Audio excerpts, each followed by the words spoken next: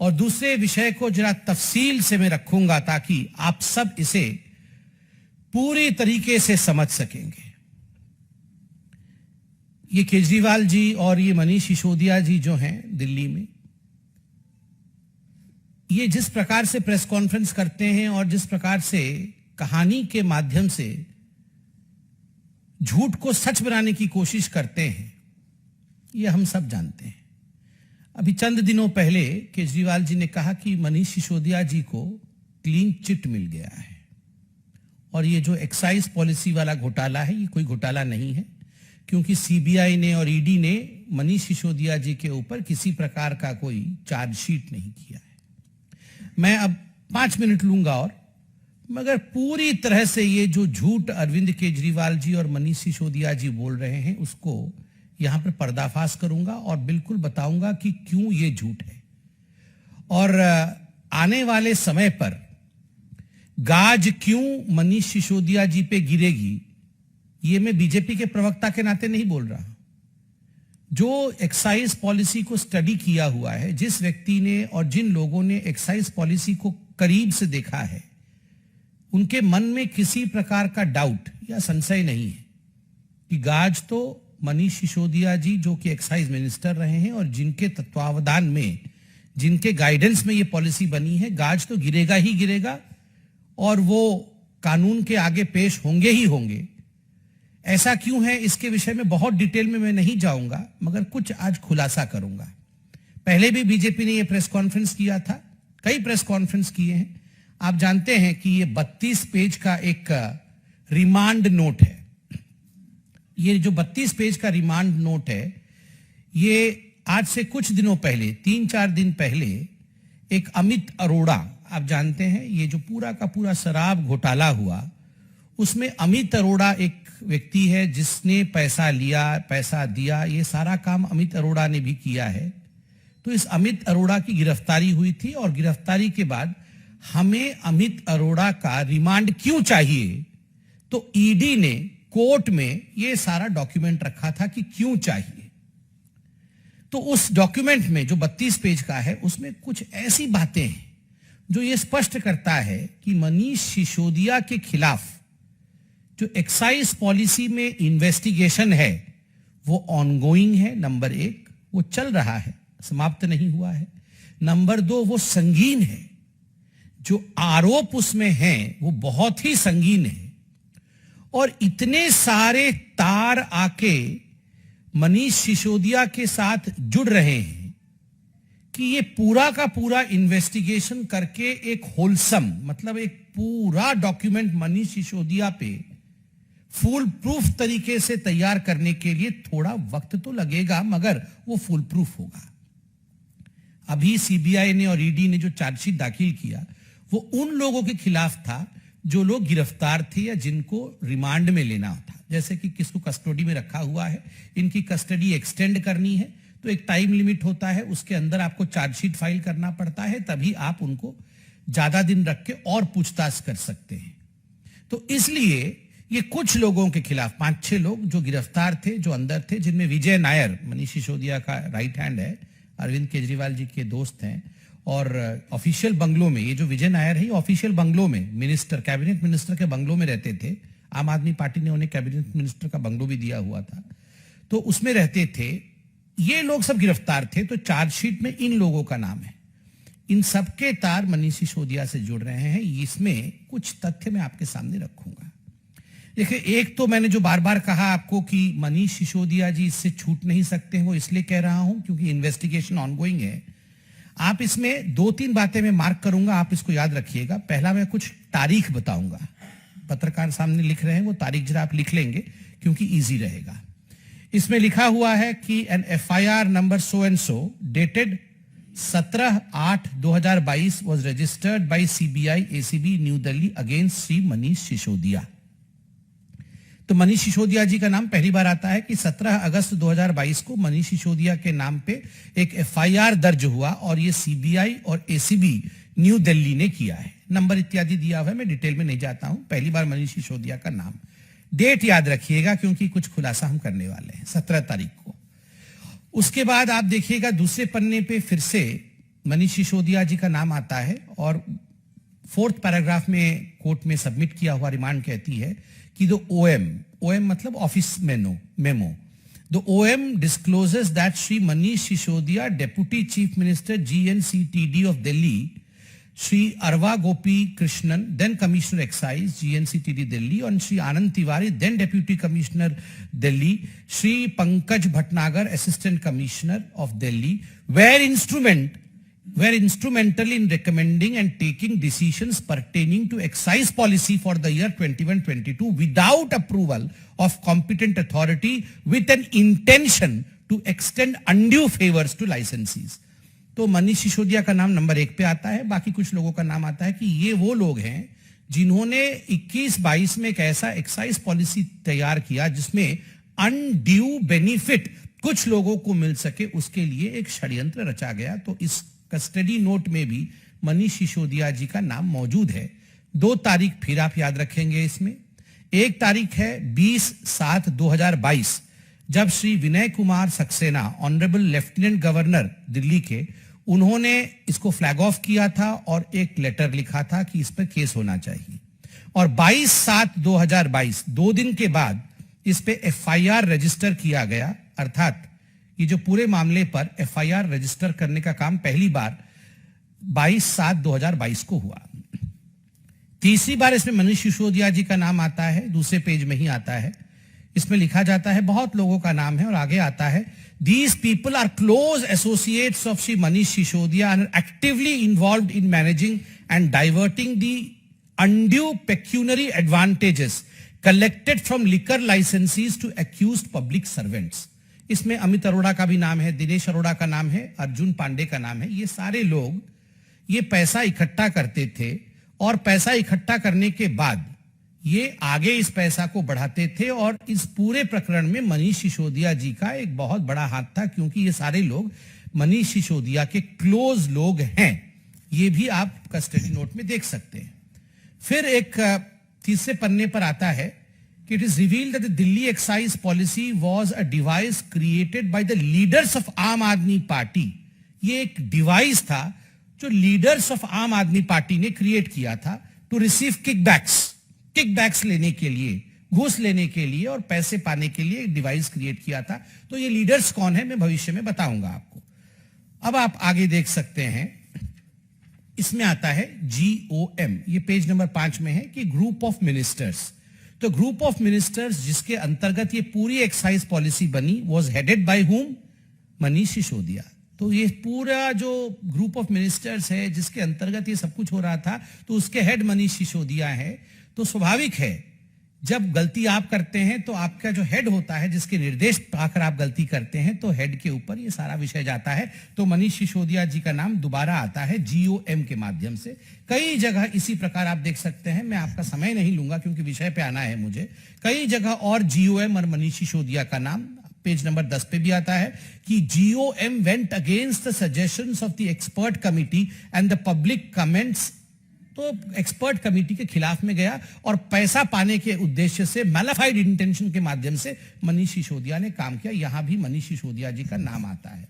आगे भी page number 12 में मनीष सिसोदिया जी का नाम आता है कि पहले कैसे केवल 2% दिया जाता था कमीशन, मनीष सिसोदिया जी के कहने पर 12% कमीशन दिया जाने लगा और इसका एक बड़ा चंक जो है ये 6% घूस के रूप में आम आदमी पार्टी को ही, और मनीष सिसोदिया जी के कहने पर यह होता था। यह भी कस्टडी नोट में मेंशन्ड है।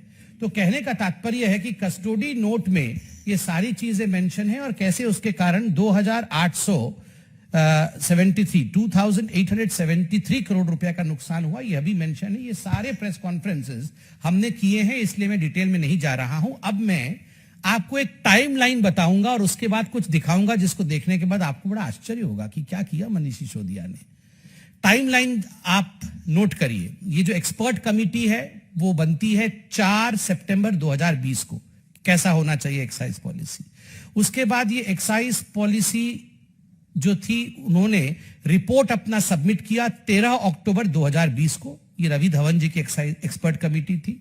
फिर 31 दिसंबर 2020 को ये पूरा रिपोर्ट एक्सपर्ट कमिटी की पब्लिक के सामने प्लेस होती है कि पब्लिक अपना कमेंट दे वेबसाइट पे।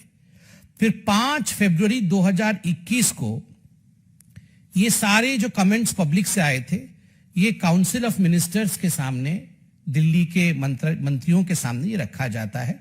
फिर उसी दिन 5 फरवरी 2021 को एक गवर्नमेंट GOM, ये ग्रुप ऑफ मिनिस्टर्स जिसको मनीष सिसोदिया हेड करते हैं, वो बनाया जाता है। और 22 मार्च 2021 को ये GOM मनीष सिसोदिया जी रिपोर्ट सबमिट करते हैं। और 22 मार्च 2021 को ही मनीष सिसोदिया जी ये सारा विषय कि हमारी ये रिपोर्ट है, ये काउंसिल ऑफ मिनिस्टर्स को भी रखते हैं।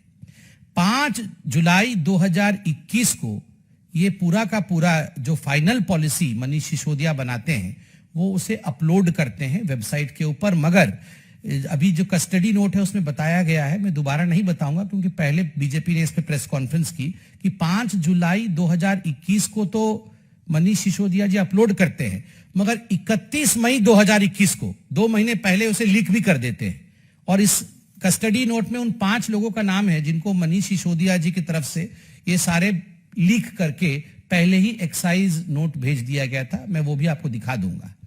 और फिर फाइनली ये जो एक्साइज पॉलिसी इंप्लीमेंट होता है 17 नवंबर 2021 को, 17 नवंबर 2021। और उसके बाद वीके सक्सेना साहब जो हमारे LG हैं दिल्ली के, वो 20 जुलाई 2022 को फ्लैग ऑफ करते हैं कि इसमें गड़बड़ी है भैया, जांच करिए।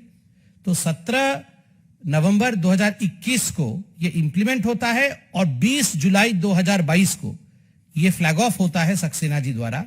और पहला FIR जैसे मैंने बताया 22 जुलाई 2022 को होता है।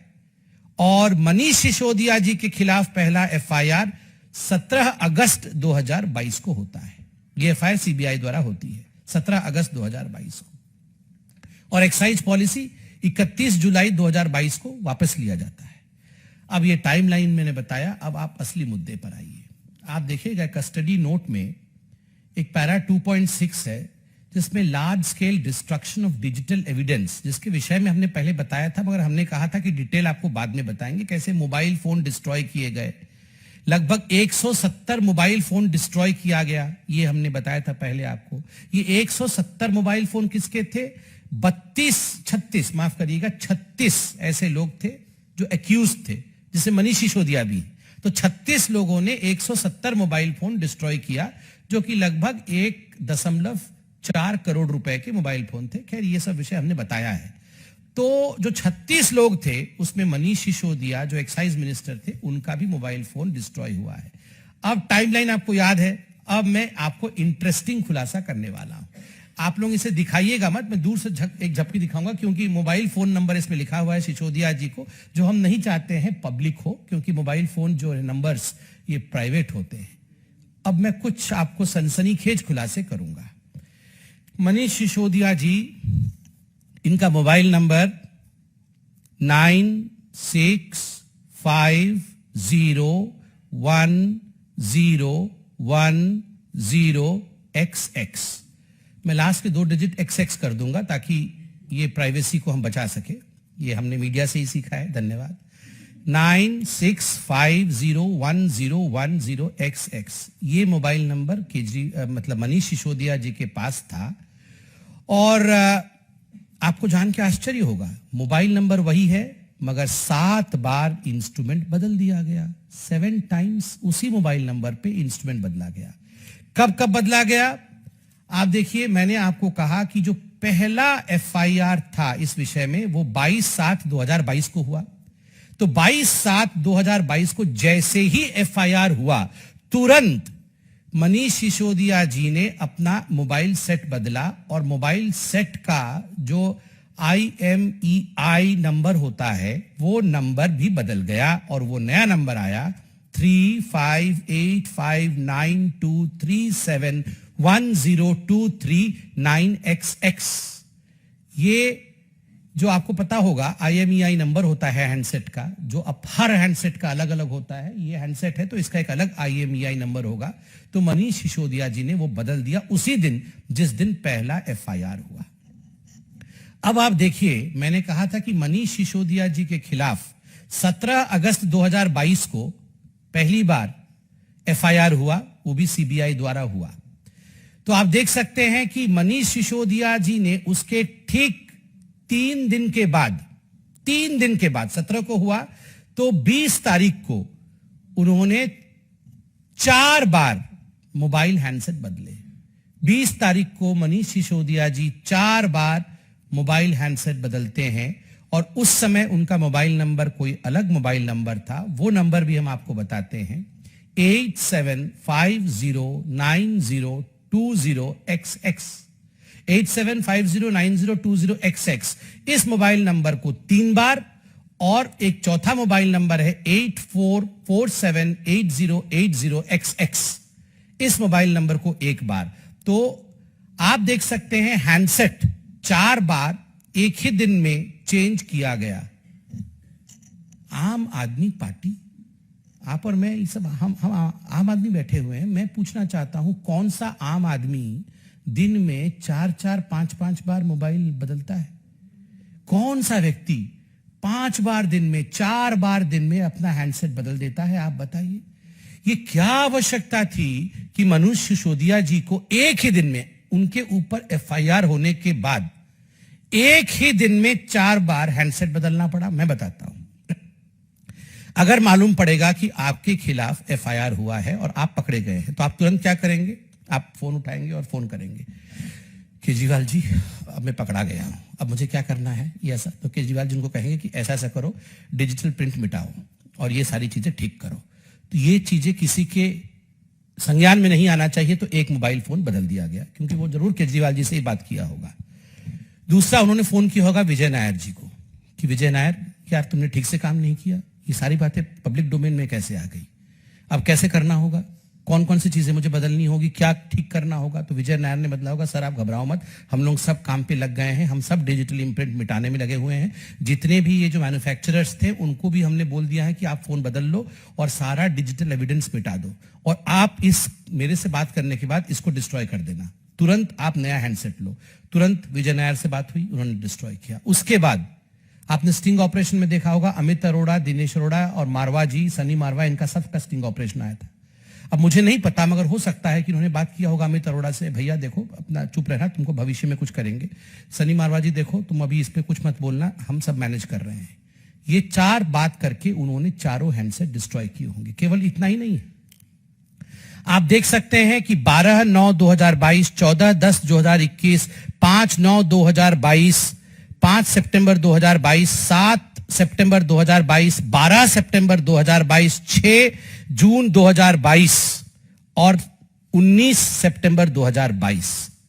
इतनी बार मनीष सिसोदिया जी ने अपने फोन का हैंडसेट बदला है। मैंने तो केवल एक दिन का उदाहरण दिया, मगर ये 4 फोन नंबर लिए उन्होंने, और 4 फोन नंबर के साथ 7 + 1 8, 9, 10, 11, 12, 13, 14 हैंडसेट मनीष सिसोदिया जी ने 2-3 महीने के अंदर बदल डाले। 14 हैंडसेट।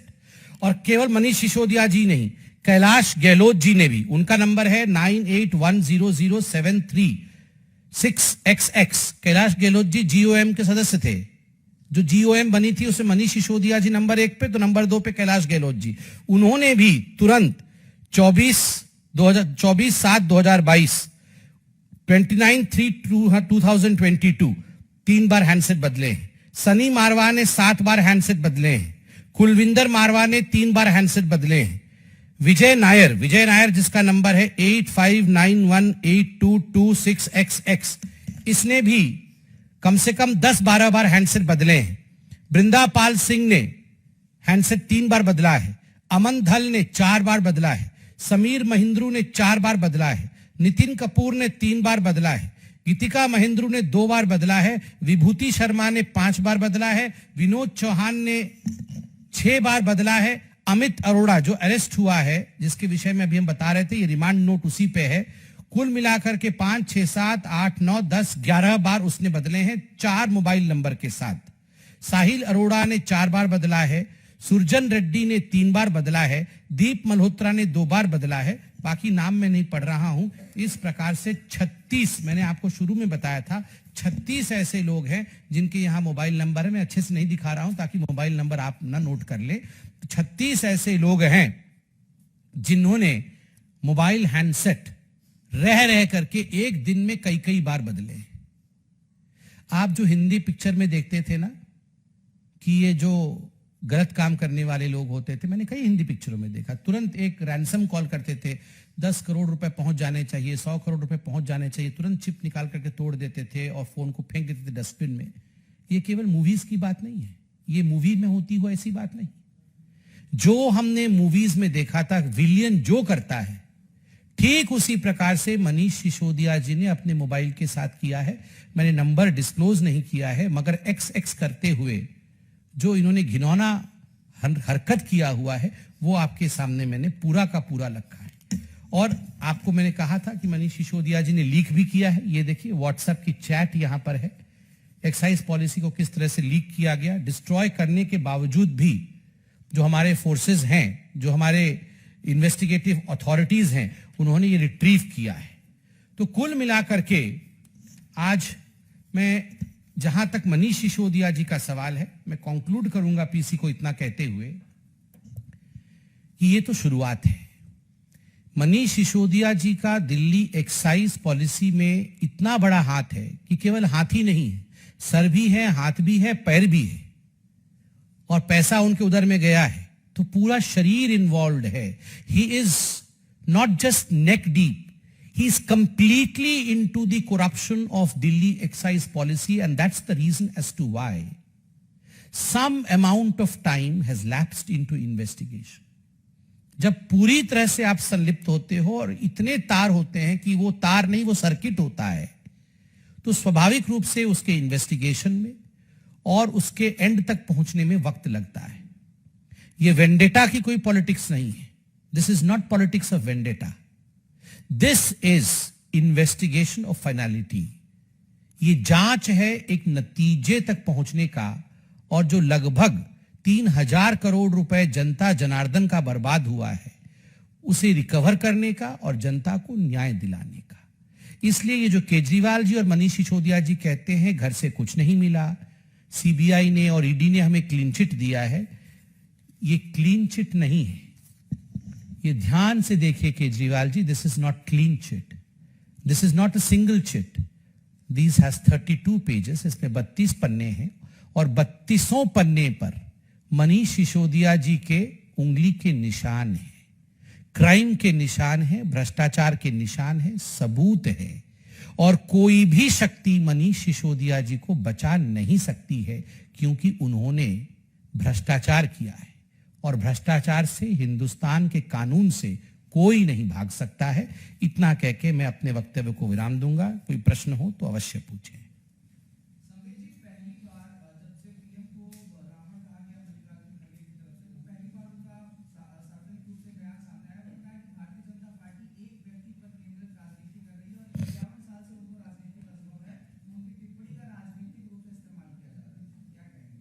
देखिए आदरणीय खड़गे जी को मैं सिर्फ इतना ही पूछना चाहता हूं, अब पछताए हो तो क्या जब चिड़िया चुग गई खेत।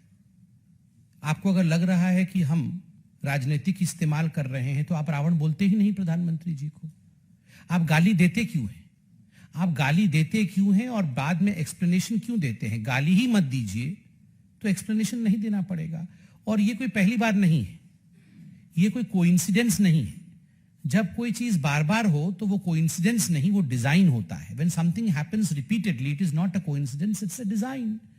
जब मौत का सौदागर कहा जाता है, दुर्योधन कहा जाता है, कॉकरोच कहा जाता है, चोर कहा जाता है और उसके बाद रावण और भस्मासुर कहा जाता है, तो ये कोई इत्तेफाक नहीं है, ये एक डिजाइन है जो कांग्रेस पार्टी प्रधानमंत्री जी के खिलाफ बार बार कर रही है, एक गुजराती के खिलाफ बार बार कर रही है।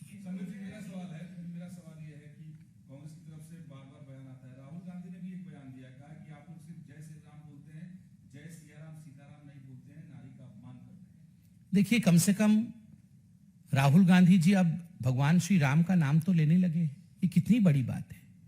जो पॉलिटिकल पार्टी पहले एफिडेविट देकर कहती थी कि राम का नाम उसका कोई अर्थ नहीं है, जो पॉलिटिकल पार्टी एफिडेविट देकर कहती थी कि भगवान राम का कोई अस्तित्व नहीं है, जो पॉलिटिकल पार्टी पहले कहती थी कि राम काल्पनिक हैं, वो आज भगवान राम का नाम ले रही है। यही तो है, मुमकिन हो गया है। आज मोदी है तो मुमकिन है। देश की संस्कृति, देश की सभ्यता के साथ आप खिलवाड़ नहीं कर सकते। आप यही वो राहुल गांधी है और यही वो कांग्रेस पार्टी है, यही वो सोनिया जी है जिनको 3 दिन तक नींद नहीं आई थी क्योंकि आतंकवादी मारे गए थे बाटला हाउस एनकाउंटर में।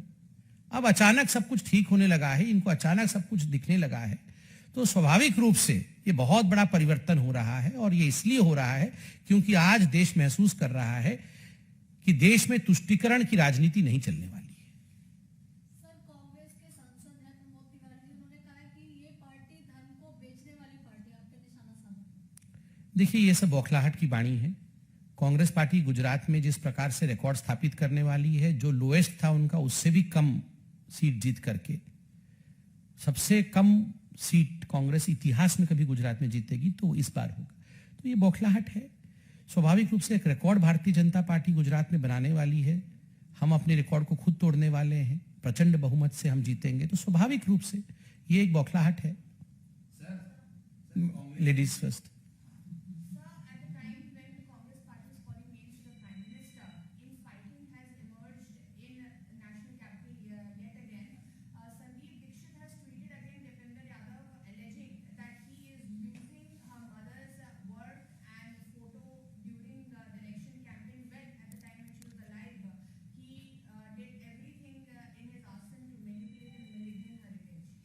See, this is what the Congress party is. While at one end we have a fake Bharat Jodo Yatra, which Mr. Rahul Gandhi is undertaking, but on the other hand, we have a Congress Todo going on. Bharat Todo तो वो पहले से ही कर रहे थे, but now they have ultimately reached a Congress Todo program within the Congress itself. हमने अभी देखा, जो आपने कहा, दीपेंद्र जी और संदीप दीक्षित जी के बीच में जिस प्रकार की लड़ाई हो रही है शीला दीक्षित जी को लेकर। और दूसरा सबसे बड़ी बात है, आपने निकम्मा, नकारा, गद्दार ये शब्द भी सुने हैं राजस्थान में एक दूसरे के लिए, the barbs that were being hurled by the chief minister for Sachin Pilot. तो मुझे लगता है कांग्रेस पार्टी को चिंता करना चाहिए, ये निकम्मा नकारा से उनको सकारा होना चाहिए, कुछ सकारात्मक काम करे। केवल एक दूसरे को निकम्मा नकारा कह करके ये कहीं ना कहीं अपने असलियत को उजागर कर रहे हैं। यस पवन जी।